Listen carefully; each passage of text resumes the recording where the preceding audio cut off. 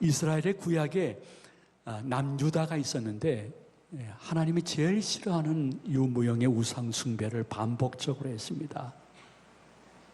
그 바람에 바벨론에 포로로 잡혀가서 혼났죠. 근데 하나님의 회복의 때가 되신 모양입니다.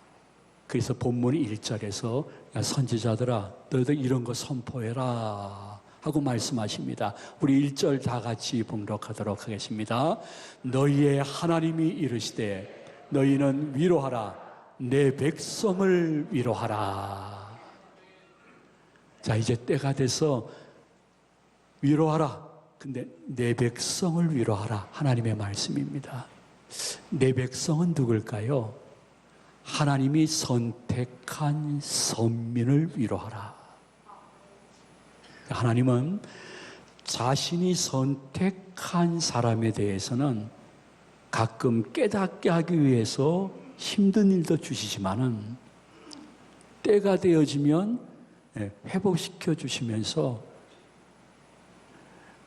너 때문이기도 하지만은 네 조상 때부터 택한 너희들과 함께 하겠다는 언약 때문에 너희들을 위로하고 회복시켜 준다. 본문에서 언약해 주고 계시는 것입니다. 하나님은 한 번 선택한 선민이나 성도는 결코 버리시지 아니하시는 평생 동행 언약을 지키시는 좋으신 하나님이신 줄로 믿으시기를 바랍니다. 그러면 선민들에게 하나님이 하신 언약은 어떠한 언약입니까? 평생 동행의 언약. 창세기 12장 1절 이하입니다. 우리 다 같이 봉독하십니다. 여호와께서 아브라함에게 이르시되 너는 너의 고향과 친척과 아버지의 집을 떠나 내가 내게 보여줄 땅으로 가라. 내가 너로 큰 민족을 이루고 내게 복을 주어 내 이름을 창대하게 하리니 너는 복이 될지라. 아멘. 하나님은 한 번 선택한 아브라함과 그 후손들에게는 일평생 떠나지 아니하고 조상에게 맺은 언약 때문이라도 끝까지 임마누엘로 동행하신다는 평생 동행 언약, 그것은 지금도 이 3부 예배에 참석한 성도들에게 유효한 줄로 믿으시기를 바랍니다. 여러분, 사람들 중에도 아주 신실하신 분은요, 이미 돌아가신 아버지, 그의 할아버지와의 약속 때문에 그 자녀가 자신을 힘들게 하더라도 이해합니다. 때로는 용서하기도 하고 선처하기도 합니다. 이유는 돌아가셨지만은 그 아버지, 할아버지와의 약속을 지키는 신실한 사람은 자녀들이 어떻게 하더라도 할 수 있거든 덮습니다. 그렇다면 하늘에 계신 우리 아버지 하나님은 어떠한 신실한 사람보다 더 그렇게 하실 것입니다. 그리고 그분은 할 수 있거든 위로를 선포하시기를 원하시는 좋으신 하나님이신 것입니다. 물론 우리가 아버지 하나님께 좀 얻어맞을 때도 있습니다. 책망을 받을 때도 있습니다. 여러분 정신 차리고 꼭 기억하세요. 내가 사생자가 아니라 하나님의 자녀이기 때문에 나를 그렇게 하시는 것입니다. 내 자녀가 아니면 그가 어떻게 하든지 상관하지 않습니다. 그래서 때로는 우리가 인생 살아가면서 저녁에는 좀 울음이 기숙할 수 있습니다. 내 생각보다, 예상보다 빨리 아침에는 기쁨이 다시 찾아옵니다. 이유는 딱 한 가지입니다. 하나님은 우리를 선택하신 후에 이렇게 때리시기도 하지만은 때리신 후에 애따 이 녀석아 다시는 내게 도지 말라 버리시지 않고 다시 품으시는 하나님. 이유는 딱 한 가지. 평생 동행 언약을 하신 하나님의 신실하심 때문인 것입니다. 그래서 어떤 때는 이러한 마음이 여러분 드시는지 모르겠습니다. 아, 내가 이렇게 그 시험이든 연단이든 힘든 한 과정을 거치는데 내가 이렇게 힘드니 아버지 하나님의 마음도 얼마나 힘들까 하는 생각해 보셨는지요? 여러분, 여러분의 자녀나 손주가 홍역으로 고열로 며칠 동안 고생하며 온몸이 시뻘개지면서 끙끙대면서 잠을 못 잡니다. 밥을 먹지 못합니다. 물이라도 좀 마셨으면 좋겠는데 물도 마시지 않습니다. 그럼 여러분 마음이 어쩌면 홍역을 앓고 있는 내 자식보다 내 마음이 더 아플 것입니다. 아버지 하나님의 여러분들을 향한 마음이 그러하신 줄로 믿으시기 바랍니다. 그래서 하나님은 할 수 있거든 내가 생각하고 예상했던 것보다 더 빨리 위로와 회복을 명하시면서 여전히 내 삶 속에서 동행 언약을 지키시는 하나님이신 것입니다. 여러분, 한 번 해병은 영원한 해병이라고 우리 교회 해병대 출신 장로님이 말씀을 하셨습니다. 그런 것 같습니다. 마찬가지로 한 번 하나님이 너 내가 택해서 내가 함께 할 것이야 하면 그분은 평생 함께 하시면서 그 함께한 끝에 우리가 죽음의 문턱을 넘은 후에는 하나님의 나라 천국에서 영원히 함께 해주시는 우리와 아름다운 동행하시는 하나님을 내가 믿고 있다는 자부심과 자존심을 회복할 수 있는 우리 제가족들과 시청자님 되시기를 축원해 드립니다. 한 사람 한 사람이 신앙생활하면서 그리 많지는 않습니다. 많지는 않은데 성도인들 마음속에는 가끔 이러한 생각이 들 때가 있습니다. 야, 내가 대한민국 사람으로서 당군의 자손이지 무슨 내가 왜 아브라함의 자손이냐? 응? 아브라함과 한 언약이 나랑 무슨 상관이 있느냐?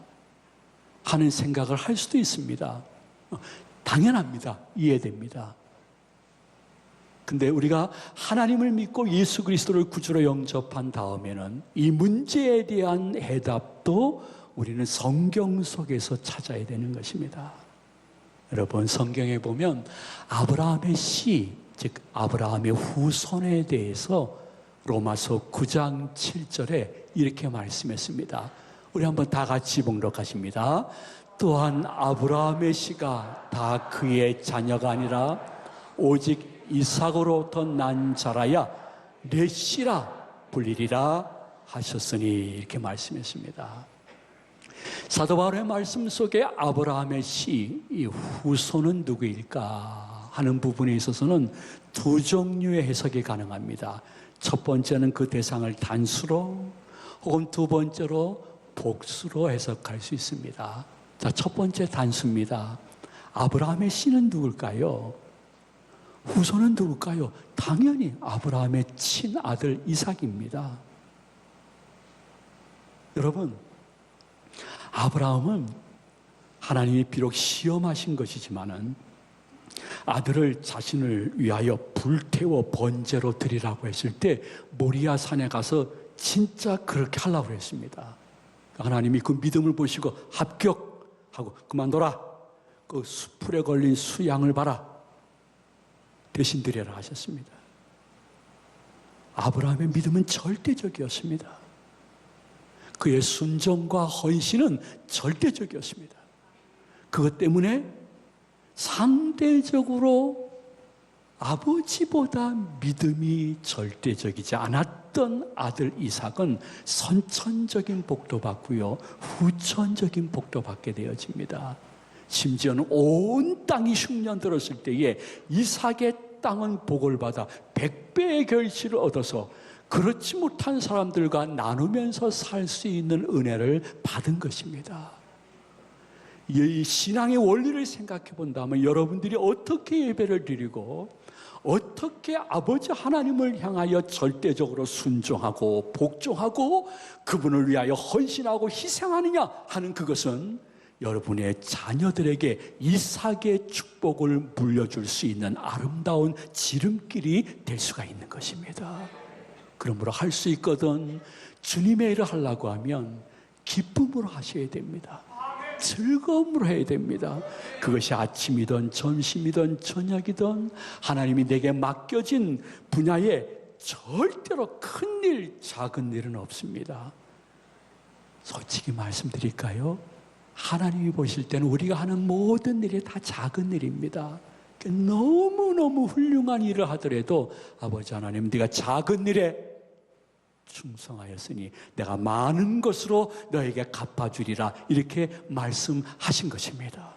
이삭의 축복, 내 자녀나 손주, 증손주들에게 아버지 하나님의 은혜가 선천적 후천적으로 나타나서 그들이 복을 받고 그 복을 나눠주기를 원하는 것을 천국에서 보기를 원한다고 하면, 지금 내 그분을 향한 믿음이 아브라함의 믿음으로 전진해 나갈 수 있는 그러한 결단과 헌신이 여러분들에게 계시기를 축원을 드립니다. 동시에 아브라함의 시, 이 후손에 대해서 그 대상을 갈라디아서 3장 16절에서는 단수로 이렇게 표현했습니다. 우리 한번 다 같이 봉독하도록 합니다. 이 약속들은 아브라함과 그의 자손에게 말씀하신 것인데 여럿을 가르쳐 그 자손들이라 하지 아니하고 오직 한 사람을 가르쳐 내 자손이라 하셨으니 곧 그리스도라. 아멘. 그러므로 아브라함의 씨 후손은 단수로 표현하면 이삭과 그리고 예수 그리스도인 것입니다. 그런데 야, 내가 단군의 자손이지 무슨 아브라함의 후손이냐 하는 이 문제에 대해서 의문을 풀라고 하면 역시 성경으로 돌아가야 되는데, 아브라함의 씨 후손이 누구이냐 하는 이 부분에 대해서 성경은 때로는 복수 혹은 집단적인 수로 표현을 합니다. 우리 갈라디아서 3장 28절 이하를 다 함께 봉독하도록 합니다. 너희는 유대인이나 헬라인이나 종이나 자유인이나 남자나 여자나 다 그리스도 예수 안에서 하나이니라. 너희가 그리스도의 것이면 곧 아브라함의 자손이요 약속대로 유업을 입을 자니라. 아멘. 이 말이 무슨 뜻일까요? 그 사람이 세계 어느 나라 사람이든, 그분이 한국 사람이든, 그 수많은 사람 가운데 자신이 예수 안에 거하게 되어지면, 즉 내 영혼의 구주 예수 그리스도를 영접하고 내 육신의 삶의 주인으로 예수님을 영접하는 사람이라고 하면, 국적과 나이와 피부와 언어와 문화를 초월해서 우리는 다 예수 그리스도 안에서 하나인 것입니다. 그리고 우리가 모두 다 아브라함의 씨 후손이라고 성경은 말씀하고 있는 것입니다. 그러므로 하나님 존전에서는 여러분 한 사람 한 사람이 대한민국 사람이지만은 믿음 안에서는 아브라함의 후손일 것입니다. 그러므로 아브라함에게 너 이리와 이리와, 너 가란 지방이 너무 죄악에 찌들어서 미련 갖지 말고 나와. 내가 지시할 땅으로 가. 그러면 난민이 되지 않고 너는 복의 근원이 될 거야. 그리고 내가 일평생 너를 떠나지 않을게. 네가 나 하나님께 삐져서 떠날 수 있을 거야. 네가 나 하나님에 대해서 오해하고 나 하나님에 대해서 분노해서 네가 하나님을 떠날 수 있어. 그러나 못 떠날걸? 내가 깨닫게 하고 다시 오게 할걸?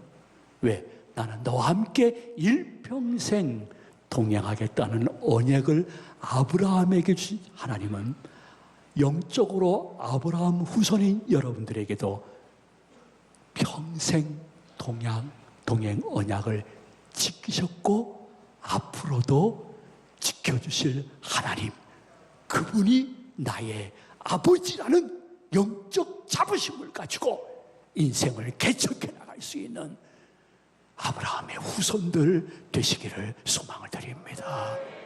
저는 여러분에게 이런 말씀을 올리고 싶습니다. 저도 잘못하지만은 말씀을 드리고 싶습니다. 왜? 성령님이 늘 도와주시기 때문에 할 수는 있을 것입니다. 인생 주일날 예배드리고 밖에 나가서 어디에서 어떠한 일을 하면 무엇을 하더라도 늘 마음속에 기억하십시오. 모든 사람이 떠나고 나를 그렇게 사랑하고 내가 의지했던 부모님도 떠난다 할지라도 아버지 하나님은 평생 나와 임마누엘 언약하며 그 동행의 언약을 지키시는 하나님이라는 것 때문에 자신감을 가지고 다시 한번 일어나 함께 갈 수 있는 믿음의 후손들 되시기를 축원해드립니다. 아버지 하나님이 원하시는 것은 내가 너 위로할게. 근데 좀 이렇게 얻어맞는 때가 좀 줄어들고 내가 너를 위로하고 회복하는 때가 길어지기 위해서 네가 최소한 이러한 모습만 보였으면 참 좋겠어 하시면서 본문 2절에서 이렇게 말씀하셨습니다. 우리 한번 다 같이 봉독합니다. 너희는 예루살렘의 마음에 닿도록 말하며 그것에게 외치라. 그 노역의 때가 끝났고 그 죄악의 사함을 받았느니라. 그의 모든 죄로 말미암아 여호와의 손에서 벌을 배나 받았느니라 할지니라 하시니라. 아멘. 포로와 노예 생활하고 있는 죄값을 치르고 있는 얌유다 선민들에게 너희들은 이미 내 징벌을 배나 받았다고 말씀했습니다. 무슨 뜻일까요? 내가 너에게 내리는 징벌이 이제는 완전히 끝난다 하는 선포입니다.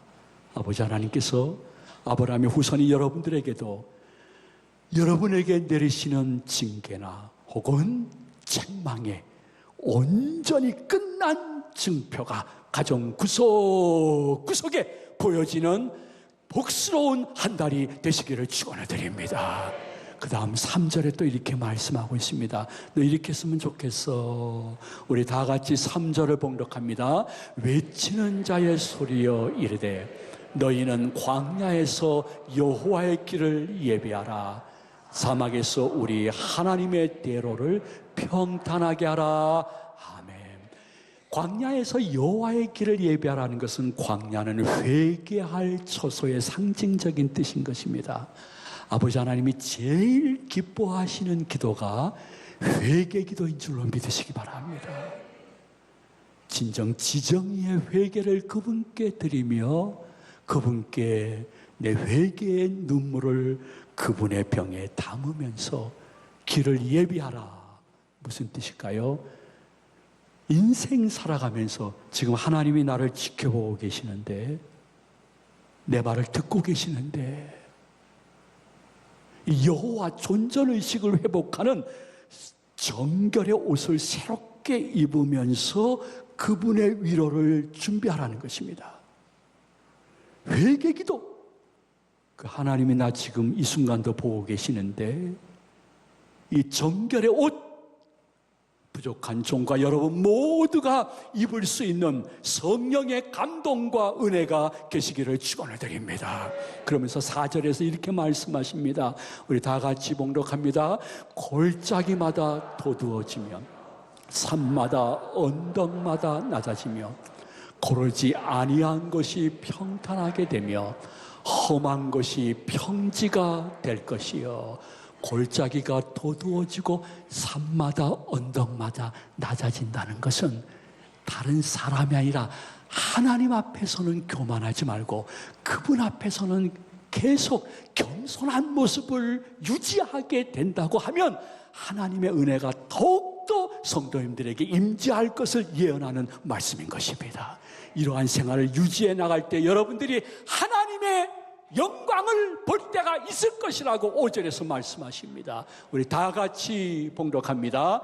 여호와의 영광이 나타나고 모든 육체가 그것을 함께 보리라. 이는 여호와의 입이 말씀하셨느니라. 아멘. 이 말씀을 받고 준행한 남유다 선민들이 바벨론 포로를 끝내고 해방되어 고국에 가서 무너진 성전을 수축하고 율법 중심으로 신앙생활하는 모습이 성경에 기록되어 있습니다. 신약 시대에는 우리도 하란 같은 죄악 세상을 떠나서 아버지 하나님이 지정해 주신 예수 안에서의 삶으로 돌아와 여기까지 신앙생활함으로 말미암아 우리가 죄의 포로에서 십자가의 은혜로 풀려지게 되어지고 사망의 노예에서 십자가의 은혜로 해방되어 그분의 나라를 대망할 수 있는 성도의 반열에 올라 하나님의 영광을 지금 보면서 그분 나라를 철로역정 힘들지만은 걸어가고 있는 성도의 반열 속에 내가 들어와 산부 예배를 드리고 있고 시청하고 있는 이 사실이 영적인 자부심과 자존심이 되시기를 주의 이름으로 축원을 드립니다. 신앙은 복잡한 것 같더라도 내가 적용 부분에 있어서는 어린아이처럼 단순하고 순진해야 됩니다. 그게 무엇인 줄 압니까? 하나님은 여전히 나 같은 것도 일평생 동행하겠다는 그 동행 언약을 지금도 지켜주시는 줄로 믿습니다. 이것만 있으면 내 자신을 향하여 너무 자학하지 않습니다. 자학은 자폭과 똑같은 것입니다. 물론 우리의 삶 속에 우리도 바벨론이라는 때가 있었습니다. 바벨탑이 있었습니다. 하나님 웃기네, 교회. 야, 거기도 똑같아.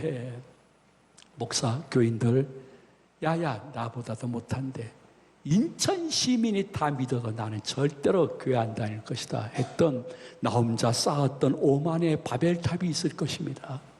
그로 인해서 우리가 하나님 곁에서 흩어졌습니다. 그러나 놀라운 사실은 예수님의 십자가는 바벨탑을 무너뜨리고 승리한 줄로 믿으시기 바랍니다. 때론 우리는 내 자신을 바라볼 때에 스스로 다른 사람과 비교하고 혹은 TV나 신문이나 인터넷에 나오는 수없는 살인사건을 보면서 난 그래도 저 사람보다 깨끗해. 죄 없어. 하지만 하나님 존전에 쓰게 되면 내가 얼마나 죄가 많은지 노아의 홍수시대에 쓸려간 사람처럼 다 죽어 마땅한 사람이었는데 웬일, 웬 은혜로 나 같은 것도 예수님의 십자가로 노아의 홍수처럼 그 당시에 죽었던 모든 사람처럼 내 영역이 죽었는데 주님의 십자가로 제가 다시 살아서 하나님을 아버지라 부르며 그분의 동행을 믿으며 인생을 살 수 있는 새로운 인생이 된 것을 감사할 수 있는 것, 이것은 교회 다니는 우리들에게만 있는 영권이요 특권이요 어떻게 보면 의무라고도 말할 수가 있는 것입니다. 여러분 한번 곰곰이 생각해 보시기 바랍니다. 우리는 교만해가지고 다 흩어졌지만은 예수님이 십자가 사건으로 예수 안에서 우리를 다 다시 부르셔서 하나가 되게 하셔서 죄를 감당할 수 있는 사명자로 지금 쓰시고 계시는 것입니다. 이 증거가 요한복음 12장 32절에 예수님이 친히 말씀하시면서 우리에게 증표로 보여주고 계십니다. 우리 다 같이 봉독합니다. 내가 땅에서 들리면 모든 사람이 내게로 이끌겠노라 하시니, 이렇게 말씀하시면 자기가 어떠한 죽음을 죽을 것을 보이심이로라. 아멘. 예수님은 십자가로 흩어진 우리를 다시 모으셔서 십자가의 군병으로 사용하시고 계시는 것입니다. 그리고 그분의 십자가는 하나님과 나 사이에 있었던 높은 담을 허물어서 하나님과 내가 교제할 수 있는 은혜를 주셨음을 에베소서 2장 14절에서는 이렇게 말씀하고 있습니다. 우리 한번 다 같이 봉독합니다. 그는 우리의 화평이신지라 둘로 하나를 만드사 원수된 것 곧 중간에 막힌 담을 자기 육체로 하시고.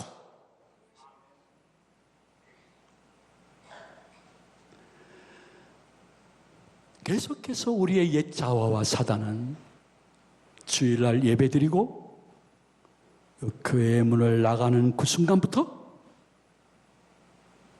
설교 내용을 새카맣게 잊어버리게 하는데 우리는 매번 당하고 지금은 익숙해져 있습니다. 한국교회의 문제고 저의 문제고 여러분의 문제입니다. 그러므로 한 가지 다 잊어버리더라도 2, 3일 지나도 한 가지는 남아야 됩니다. 그것이 내 삶에 적용이 될 수 있는 유익한 말씀이기 때문인 것입니다. 아버지 하나님은 유능한 기수 같은 분이십니다. 어떤 땐 조금 이렇게 때리시며 깨닫게 하시고 회개하면 됐어 우리보다 우리 예상보다 더 가까이 더 빨리 회복을 명하셨기 때문에 내가 이만큼이라도 신앙과 가정생활을 유지할 수 있는 것입니다. 여러분, 한 사람 한 사람은 당분의 자손이 아니라 아브라함의 자손입니다. 아브라함이 일평생 내가 너랑 동행할 테니까 담대해, 두려워 말라 말씀하신 그분이 나의 하나님이신 줄로 믿고 순간 임마누엘의 그분을 의식하면서 그 일 처리하고 그 사람과의 대화 속에 승리를 맛볼 수 있는 복스러운 한 주간 되시기를 주님의 이름으로 축원해 드립니다. 축복합니다.